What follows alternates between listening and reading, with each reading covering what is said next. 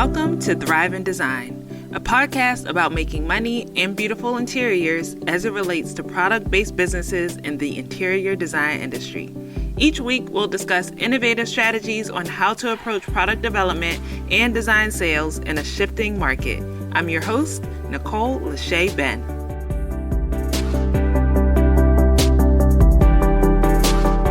Hello, and welcome back for another episode of the Thrive in Design podcast. I'm Nicole Lachey Ben, the host of this podcast, as well as the CEO and lead strategist at Thrive in Design. I'm super excited about being in episode 3 of this season, and we are getting into some exciting topics. In the last episode, we had an amazing guest whose name is Melissa Marsh, and Melissa is the CEO at Plastark, and they do some amazing work in terms of workplace strategy, research, and taking research from AI tools to help inform real estate and interior design decisions in the workplace. So if you haven't listened to that episode, go ahead and go back and listen. Hear how AI and building systems can inform you with a lot of data to make decisions in your design. I wasn't even aware of how many systems in a building can pick up information about energy waste, about what parts of the office are most used and not used, what human behavior is happening in the interior design environment. So Melissa shared some amazing insights around AI tools, her journey, and also the evolution of how she sees AI impacting the interior design process. So I'm super excited about that. And if you're a manufacturer, it's really good because you'll be hearing from her and what insights you can use to inform your interior product development, whether that's a building system, a material, and how that fits into the interior space.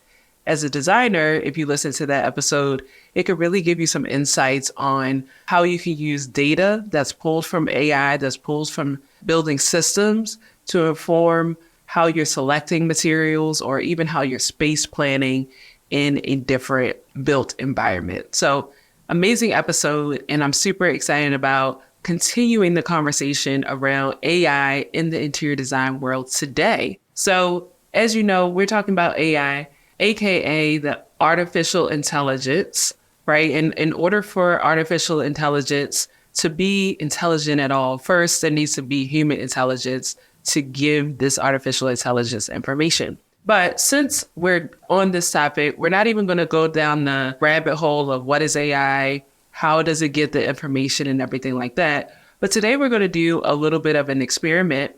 And this is really for my interior product companies. And this is who is my target audience for Thrive in Design, who I love to work with. So if you know me, maybe you don't, you might know that AI has become my best friend over the last, I would say, 7 months. Since I started researching different AI tools for season 4 of this podcast, and then again for season 5 of this podcast, AI has become my best friend. I could not go a day without using some tool to help improve my processes within my company, help improve my client experience, help come up with new innovative ideas for this podcast, for services that I have, for pricing, literally like anything that I'm doing for my business or for my clients, I am using AI in some way. So AI is my best friend. My best friend though is ChatGPT. And of course, this is not sponsored by that platform. I just love the tool. And I know there's been some information around what's happening with that platform. Listen, I don't know. I just know how I use it on a day-to-day basis. And if you're not familiar, ChatGPT is an AI tool that you can basically give it some sort of prompt, and then it'll spit back information back to you, right? So some ways that I use it, sometimes I'll say like, craft an email to Sharon to thank her for a meeting that we had yesterday about XYZ, and then give her a call to action to do ABC, right? But I wanted to experiment with ChatGPT today to see how can AI really help an interior product company come up with a strategy to help increase their brand awareness and revenue, right? So we talked about the built environment and how AI is integrated into the buildings, but how can an interior product company leverage AI or tools like ChatGPT, which is an AI tool, to help them with their strategies to better reach designers, to increase their brand awareness and their revenue? So I did an experiment. And before I share the experiment with you guys, I'm going to break down a couple of touch points that's important for you to know. So, as I mentioned in episode 1 and on many episodes of this podcast, I believe that to increase your brand awareness and your revenue for your interior product company, you have to be really in tune with the designer's experience with your brand. If that designer has a bad experience with your company, they likely are not going to specify your material, or maybe they specified it once, but they're not going to specify it again because you guys dropped the ball in terms of getting them what they needed for a client meeting, or you didn't deliver on time, or it wasn't what they needed for installation for whatever project they were working on, right? If that designer had a good experience, then they're way more likely to use your interior products over and over again, no matter if it's a hotel, if it's a workplace project, if it's a K through 12 school, if it's a healthcare project, right? Good experience equals more brand awareness, more revenue, more specifications. Bad experience equals not so much. When a designer has an experience with your brand, typically they're dealing with your interior product company in 5 different touch points. Those 5 different touch points, and of course there are more, but those 5 basic touch points are typically your showroom, a firm library presence, events that they're attending for your brand, product presentations, as well as the role of your reps. So those are the 5 touch points that a designer will have an experience with your brand. So when I was experimenting with AI and coming up with strategies for these 5 different touch points, I wanted to give ChatGPT a specific prompt to give me some feedback. And again, I don't want to jump ahead of myself because I want to tell you guys one more thing before I give you the tea on what ChatGPT told me in terms of a strategy when it comes to one of these 5 touch points that I mentioned before. So let me back up for a moment.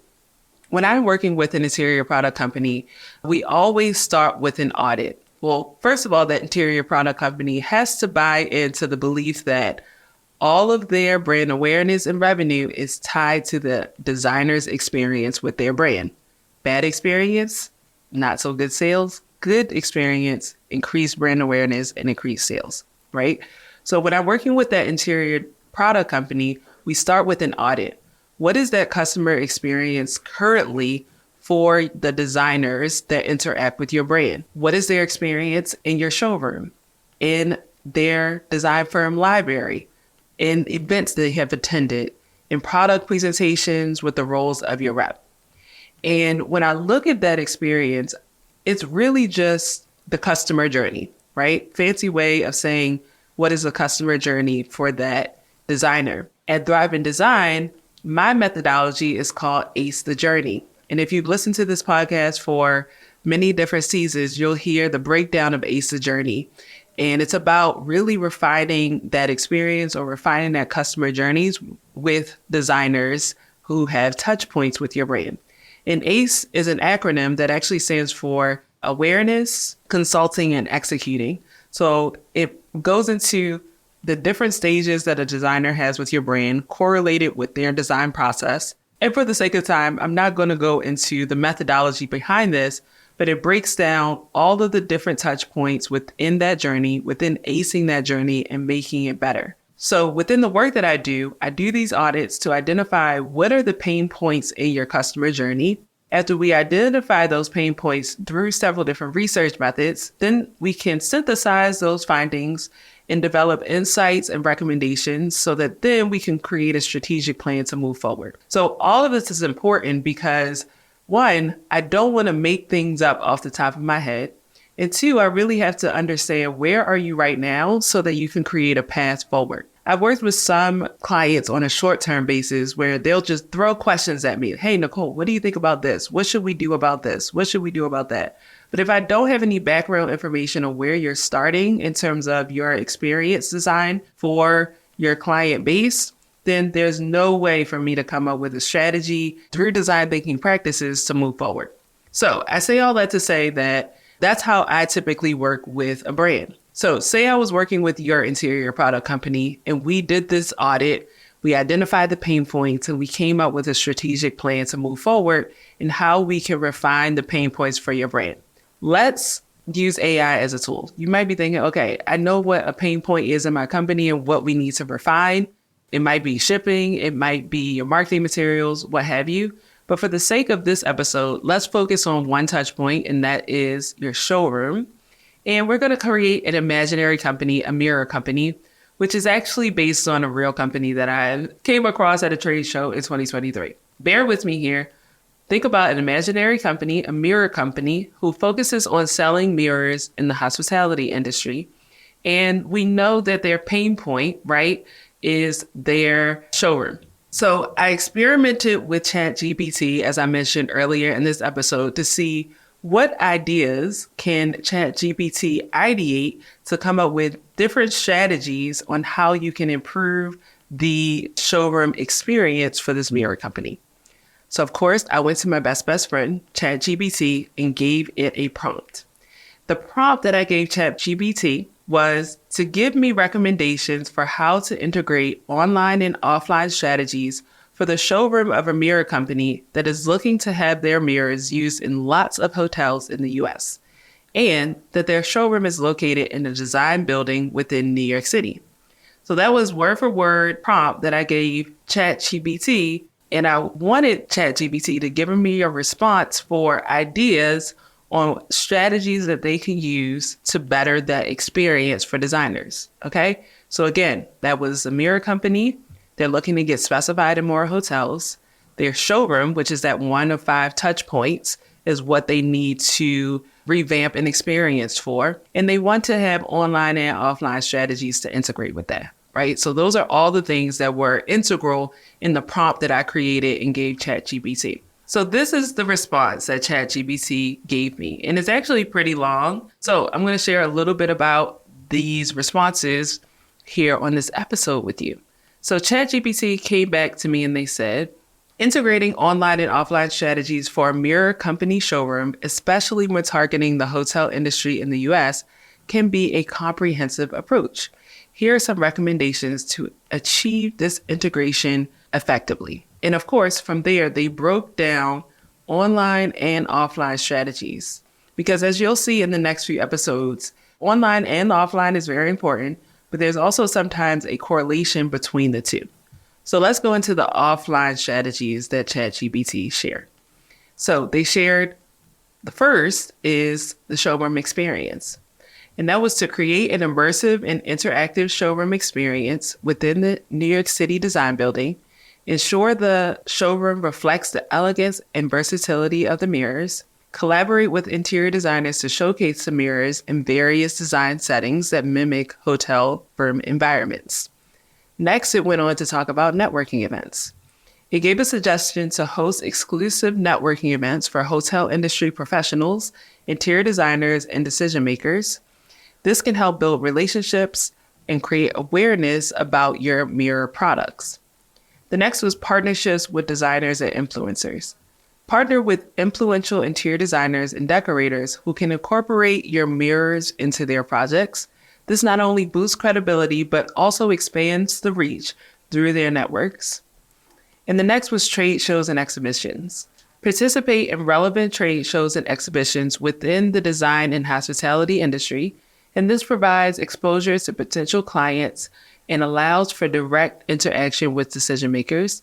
And last but not least, with offline strategies, was sample mirrors to hotels. Offer sample mirrors to select hotels for trial periods, and this allows hoteliers to experience the quality firsthand, leading to a potential bulk order, right?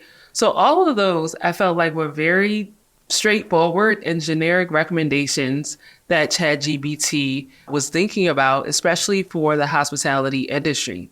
But notice there was no specificity, right? There was nothing informing us of how to do this, right? They told you what you needed to do. They didn't tell you why you needed to do it or how you can go about doing this, right? So for instance, collaborate with interior designers to showcase mirrors in various design settings that mimic hotel rooms.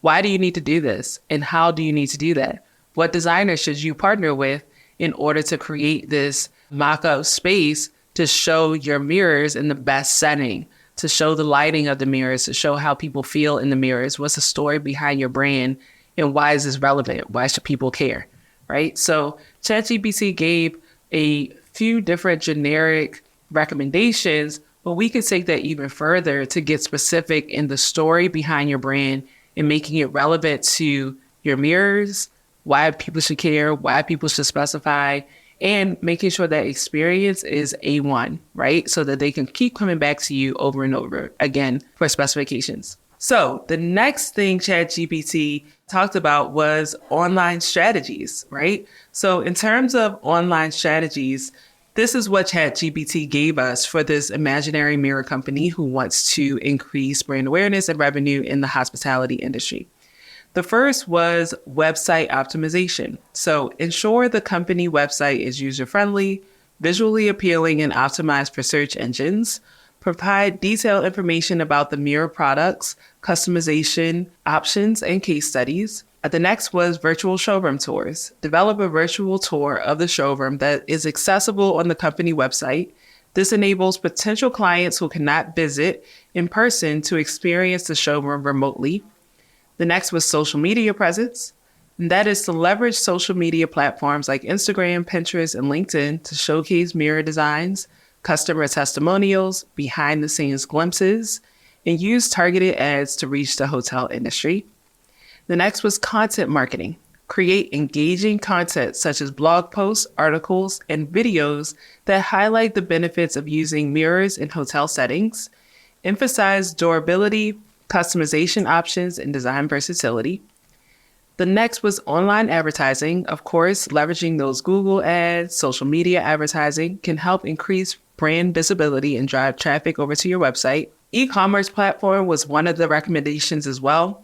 But unless you are really focused on the residential side of the business, e-commerce is not very successful in commercial design or hospitality design. So I would scratch that recommendation from ChatGPT. And last but not least of online strategies was email marketing. So implement targeted email marketing campaigns to reach out to hotel decision makers, share updates, promotions, and success stories to keep them engaged and informed about your mirror products. So that was actually very in-depth that ChatGPT gave us. But again, they told you the what you need to do, not why you need to do it, or the how you need to pull this off. So there was so many things. And it also failed to marry the two together of online and offline strategies. So say, for instance, somebody is in your showroom and they are standing in front of this mirror that they're like, okay, yes, I want to use this in this hotel renovation that we're doing, and I want to use it in all the guest bathrooms for 200 guest rooms, right? One, okay, how do they take information away from your showroom so that they remember between leaving your showroom and going to the office? Or how should they easily send information to designers that might be back at the office that didn't make it to your showroom? Is there a QR code? Does that QR code link to some sort of spec sheet that can easily be sent or saved or add to their specification? Is there an easy email marketing integration that, welcomes people as soon as they arrive to your showroom and sends them an automatic follow-up as soon as they leave? There's several different touch points that you can think about of how to marry the digital experience with the physical experience, or that online and offline, to merge the two together.